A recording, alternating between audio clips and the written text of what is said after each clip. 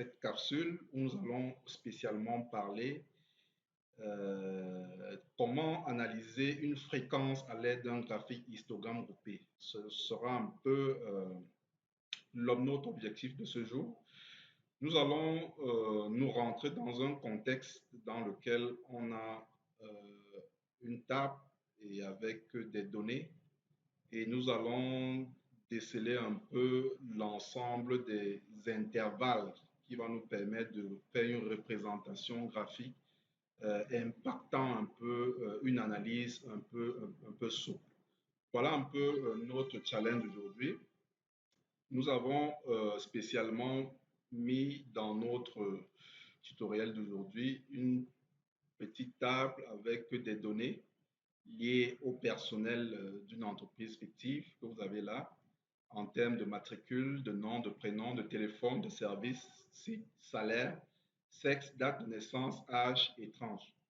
Donc, nous allons nous intéresser particulièrement sur la colonne salaire, où il sera question de focaliser un peu, de déterminer les intervalles de salaire par personnel pour savoir, pour donner une nette vue peut-être aux décideurs de savoir un peu quel est le nombre de personnels qui sont impactés par chaque intervalle.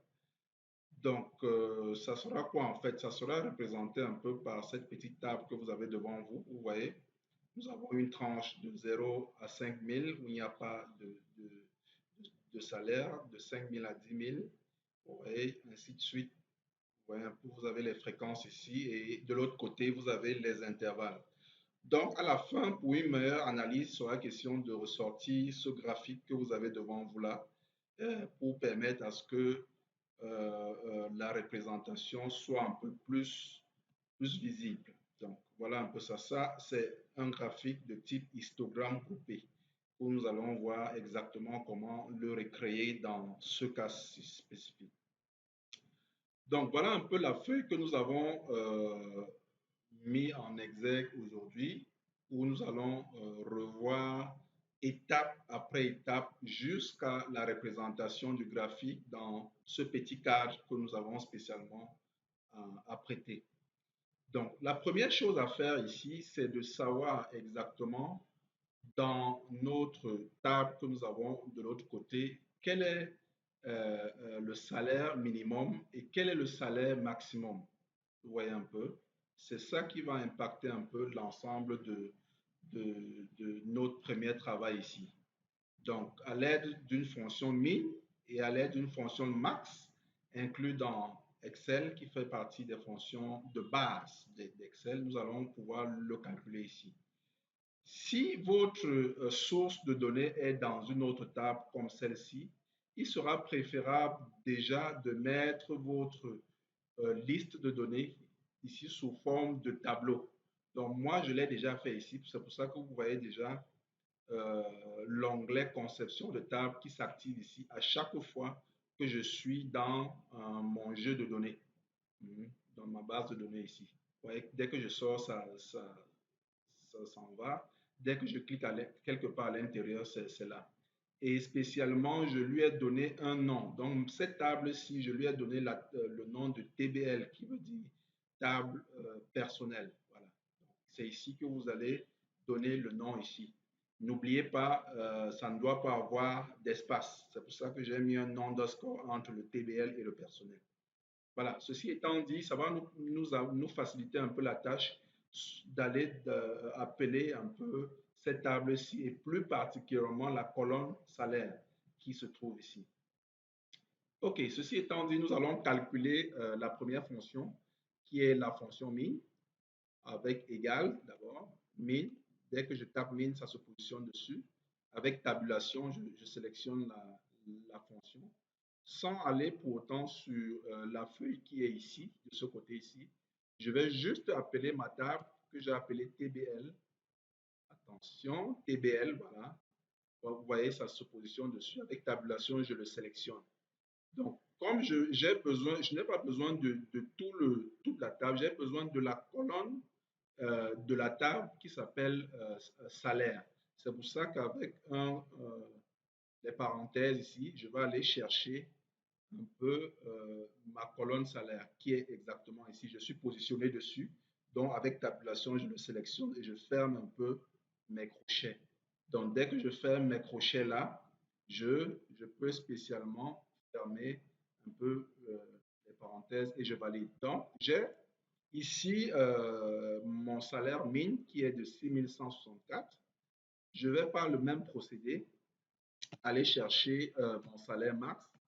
Je tape max, ok, je suis dessus, tabulation, je sélectionne. Je m'en vais chercher la table de l'autre côté, TBL personnel, c'est position tabulation, je le sélectionne. Ok, j'ouvre mes crochets, je m'en vais chercher la colonne salaire, je me positionne dessus, je ferme avec les crochets et je ferme mes parenthèses et je valide. Donc, voilà un peu, j'ai mon salaire minimum qui est de 6164 et également de l'autre côté, mon salaire maximum qui est de 27 235. OK. Donc, nous allons passer à la deuxième étape, c'est-à-dire affecter un peu les intervalles, puisque je connais exactement d'où part mes salaires et d'où ça s'arrête exactement. Donc, pour ce cas-ci, je vais affecter un intervalle allant de 0 à 30 000 avec un intervalle de 5 000. Donc ça, c'est un exemple. Vous pouvez prendre d'autres intervalles sachant exactement vos bornes qu'il y a ici. Donc ça, c'est mon choix. Donc vous pouvez faire autrement. Donc j'ai 0, j'ai 5 000, ainsi de suite, 10 000, ainsi de suite, 15 000, 20 000, d'accord, 25 000 et puis 30 000. OK. Donc je m'arrête là. J'ai mes intervalles qui sont là. Et ici, il sera question de déterminer les fréquences, c'est-à-dire quel est le nombre de personnes qui appartiennent à chaque fois à ces intervalles. Donc, nous allons utiliser une fonction matricielle de ce côté-ci. Donc, pour qu'est-ce que c'est qu'une fonction matricielle, vous allez juste retrouver l'un de nos tutoriels qui ne parle que de ça, que nous allons mettre un peu en bas de la vidéo pour que vous puissiez vous retrouver. Donc, je vais sélectionner toute la plage qui concerne un peu l'ensemble des intervalles qu'il y a ici, mais du côté de la colonne des fréquences. Et avec égal, je vais appeler la fonction en Excel qui s'appelle fréquence. OK, je suis positionné dessus. Vous voyez, avec tabulation, je le sélectionne. Je m'en vais chercher la colonne salaire dans ma table TBL personnel. OK, je tape TBL personnel comme tout à l'heure. Tabulation, je sélectionne. OK, avec les crochets, je m'en vais chercher la colonne salaire.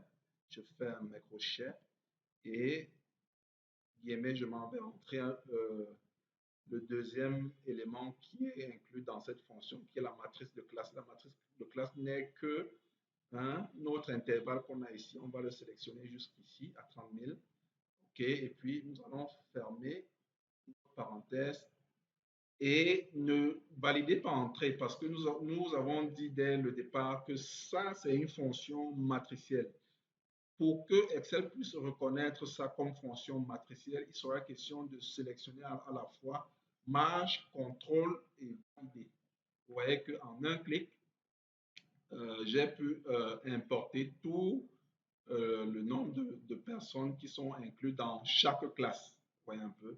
Et vous voyez bien que il y a ça commence bien par 1 et ça se ferme ici par ça. Donc, c'est par là qu'on reconnaît que dans Excel que c'est une fonction matricielle. Donc, voilà notre la deuxième étape qui est terminée en termes de faire un peu sortir par une fonction matricielle l'ensemble des fréquences.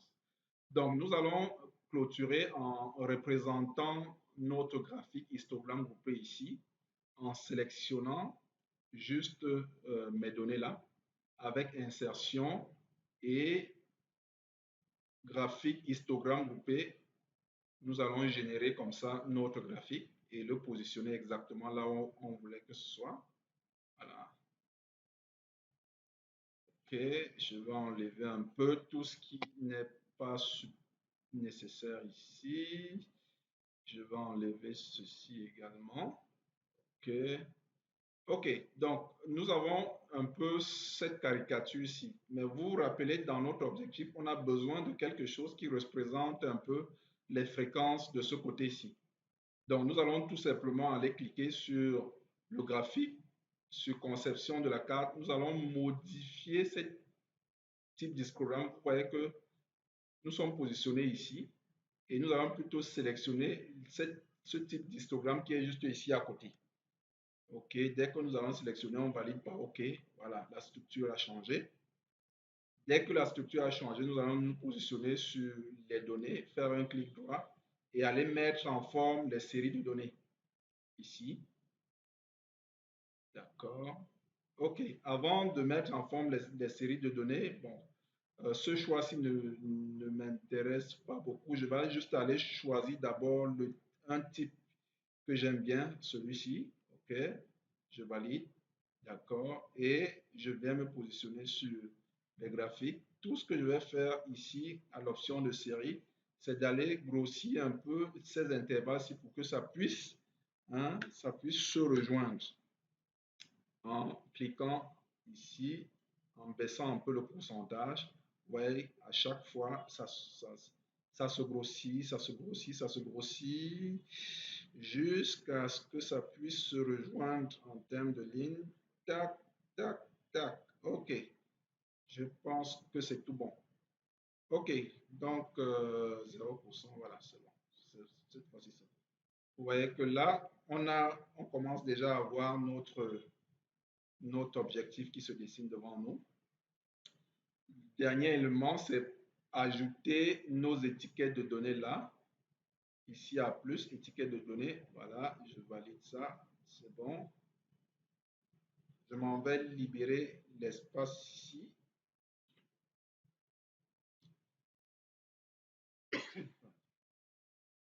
Et en dernière position ici, OK, je peux demander juste en termes de mise en forme de pouvoir enlever les contours pour que ce soit un peu plus joli. Voilà, donc je pense que c'est tout bon. Vous avez devant vous un graphique de type histogramme groupé qui nous permet de faire une analyse des fréquences sur une table du salaire du personnel de cette entreprise. Ça nous permet de savoir exactement que dans l'intervalle de 5 000 à 10 000, nous avons 77 personnes qui ont ce type de salaire-là. De 10 000 à 15 000, nous avons 93 personnes. De 15 000 à 20 000, 90 personnes. De 20 000 à 25 000, nous retrouvons 25 000 personnes. De 25 000 à 30 000, une personne. Donc, merci de nous avoir suivis tout au long de ce tutoriel. N'hésitez pas à commenter, n'hésitez pas à y ajouter également des éléments sur lesquels peut-être que vous pensez que ça va améliorer ce petit travail. Et surtout, validez si ça a été bon pour vous, mettez un pouce pour nous, encouragez-nous pour que nous puissions mettre d'autres tutoriels à votre service pour que la recherche un peu dans Excel puisse aller de l'avant. Merci et excellemment vôtre. Bye bye.